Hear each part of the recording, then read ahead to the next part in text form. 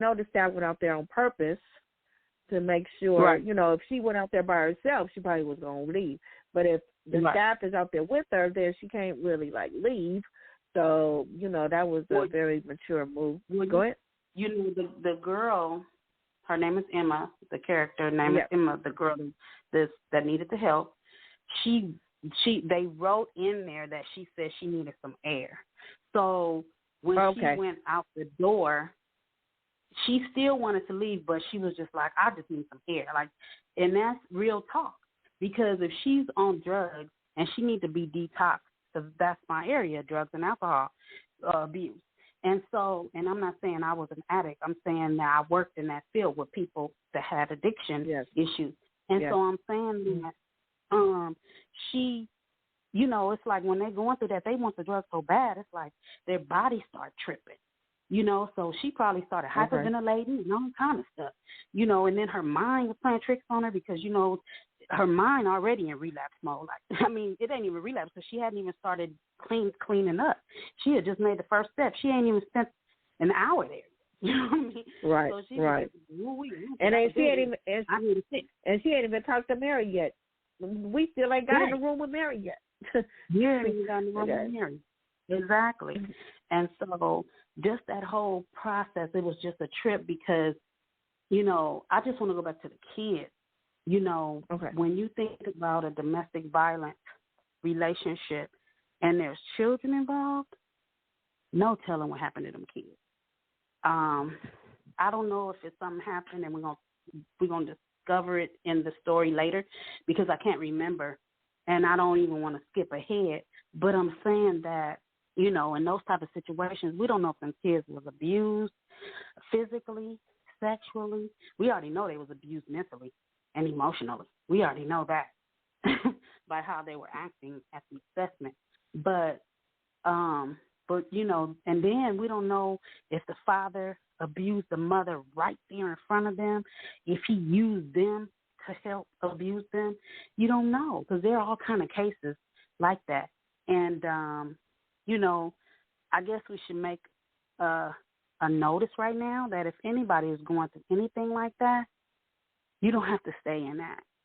You don't have to stay in that. A lot of people stay in those type of relationships because of financial loss, companionship, or fear. Don't want nobody to know. They want the marriage or a relationship to stay together. They don't want to break the family up. And then they even say they stay together because of their children. And I'm telling you, anybody is staying in a domestic violence relationship because of their kids, they are being so fooled. They are being so fooled. Their mind is like they're being fooled because you're actually hurting the child if you stay in that type of situation. And if you don't believe me, look up stories. Don't nobody have to know. YouTube, social media, all kind of different outlets. Google. You can Google articles. The television show. They have all kind of storylines. They even have children that have grown up and been in situations, and now they're grown, and you can see how they turned out. You can hear from their mouth. They say you hear from the horse's mouth. You can hear from the children's mouth what they went through because their parents stayed together. How it affected them to be in a healthy relationship, that they don't know how to be in a healthy relationship. They have trust issues, or they're attracted to unhealthy relationships, just all kind of stuff. Go ahead, DJ Deacon. I just wanted to add, so we can get into chapter 2. I just wanted to add what Vicki was saying about, when you see domestic violence or you hear domestic violence, and not all the time do you have to see it or hear it. You could be in a situation where you didn't even experience that, and you grow up and you become the abuser. So that's one side of it. And then there's the other side of it where you did see it, you did hear it, and then you grew up being the abuser. That's two examples. And then the third example, I'm experienced this myself, you don't have to grow up being a victim or an abuser because you experienced domestic violence.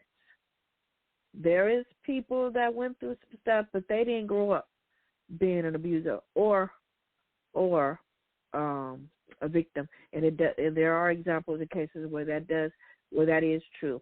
So don't let nobody tell you, oh, so you're going to grow up being an abuser or a victim. No, it's a possibility that you will, but there's also a possibility that you won't. Because sometimes when you go through that, you mentally, how can I put this for you? You mentally have it in your mind that I'm not going to go through that. Well, I'm going to make sure that my children don't go through that. So I just wanted to add that. So it's the 3 different scenarios where you can grow up and be an abuser or a victim, or, dang, I missed my count now. What did I say? Well, I'm sure they heard you, because I'm not going to go back and repeat it because I can't. Okay, I got you. What I'm going to say is that chapter 2. Domestic violence is a vicious cycle. Those that have studied it, they know it from the sound of my voice, and there's some that don't know. But it's a vicious cycle. Usually a person is abused, and then it show up in a different way in their life as they get older. You could be sexually abused. You could be physically abused. It doesn't matter. It can interchange. You can start off with physical and end up going to something else, and end up going to something else and show up in something else if you don't get the right care, if you don't get the right, be stirred in the right direction, if you don't get counseling or someone that support system that's giving you, the right guidance. If you don't get the right guidance and care, there it can turn into a vicious cycle. So I'm saying that everybody that is abused does not turn into abuser, even though there are some that do. But most people that are abused suffer it more than once. Like they go from one abuse to the next abuse to the next as far as being the victim. However, there are some people that nip it in the bud and they don't experience that anymore, but they may deal with internal stuff. So most people that have been abused in whatever way, form, or fashion, most people need some kind of care taken in that area. Like you need some kind of something. Everybody has a different need, but they need something. Like whether, you got to go back and fix that thing because it affected your developmentally delayed in your growth where it kind of stunted you somewhere, where you have little issues or whatever. But this is not the bulk of our show, but for whatever reason we had to go there. But yeah, and then there are some people that become an abuser in a different way. Like maybe they might have been sexually abused, but they end up being they end up being abusing somebody physically, or they may not even intended on doing that, but circumstances happen and they end up, becoming an abuser. But whatever the case may be, it's a vicious cycle, and everyone who experiences abuse, they need to take some kind of care. Like it shouldn't be just left alone. Like it should be, some kind of self-education, self-care done, however, through therapy, classes, reading books, journaling, like something. You can't just let it fester. And then we just want to give out the resource. Okay. We got some things. The resource will be 211. We're going to make it simple. There's an 800 number, but we're not going to give that out because most people that are going through something like that, half the time they can't even remember to grab a pen. Their mind can't even remember all them numbers. I know when I'm rattled, I get all twisted. Like you would think I was dyslexic. You would think that I understand. True that. So 211. I'm just saying 211. All you have to do is call 211 and tell them that you need help. Tell them what's wrong and tell them you need help, and they will help you. We didn't get to chapter 2, but in chapter 2, Mary Madison is introduced to the client, Emma, and they begin to get to know each other. And before we go, because we probably going to go into detail next week, and we may not even talk that much. I mean, because we've been talking so much about it, so you kind of already get the gist of it. But if there's key points in it, we'll bring it up. But one thing I wanted to say is that she made a deal with Emma. Mary did. And because Emma, she could tell, she could feel the resistance that Emma really didn't want to be there. And she told her, she said, if you stay here, because first of all, she built a rapport with her. And she shared with her that she herself had gone through what she'd been through, like she'd been there. And so that kind of got her attention, because usually, I know even in the 12-step meetings or substance abuse environment, they listen to you faster if you've experienced the same thing. If you ain't experienced the same thing, they be looking at you like, you don't know what you're talking about. You know what I mean? Right. And that's something that crosses over into other experiences in life. So for her, Emma, the client, she her ears kind of opened up, like she heard it when she said, oh, you went through what I went through? What you mean? By how? Because usually that's the next thing. Okay, so what you go through?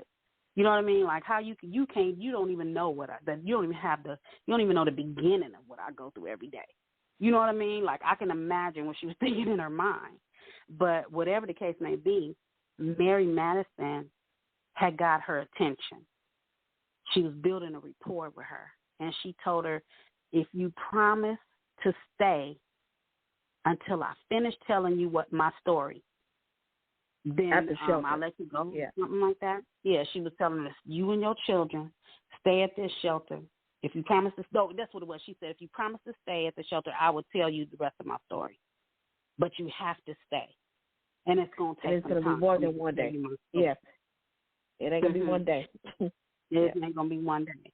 And so that was a really good way that got her. That was the connect. Because everybody ain't the same. Everybody ain't gonna fly like that, because some people, they done heard all kind of stories. They don't feel like hearing another story. All they want to do is go get a fix. For whatever reason, she was able to connect with her. Because she was kind of crying out inside, but she didn't know how to connect with that cry. She didn't know how to, verbalize it. She was fighting with her own demons and her thoughts, while sitting there. And what do they call it? I can't think of it when you when you want to go get high. What is it called? She was having withdrawals. So she was having withdrawals while she was sitting there the whole time. I'm not sure what her drug of choice was. We will discover that, I think, later on. But the bottom line is she was having withdrawals. So she was fighting with a lot of stuff.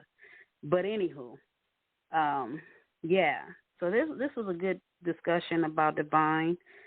We hope to get through. We will get through chapter 2 and chapter 3. Yeah, we'll go through 3 and next week or the week 4, because I know one of the chapters is not as long. So we may even get into chapter 4. We'll see. But anywho, we hope you stay and hang in there and listen to the rest of the story, and maybe you might even be interested in looking up Karen Kingsbury and checking out some of her books. You can do Audible, or you can read them, yourself. So there's different ways that you can hear her. DJ Dika? Yes, we got to go. It's DJ Dika music time, and we'll see you when we see you. All righty then. Be blessed. Yeah, here we go. Next week. Have a wonderful week. Stay safe. Use prevention and intervention. Make peace, not war. Here we go. It was war about a week ago. They shot my man, I was with him about a week ago. In my city, round the city, we should stop that. Keep losing, trying to win with the get back. Don't you see where that gets us? Who's cooler? There's a body, there's a shooter. There's a man without a future. Now his homies out to get ya. And the cycle just continues if we only just remember that we stronger together. We was made here to give. We was made here to love. We was made here to live. Yeah, we stronger together. We was made here to give. We was made here to love.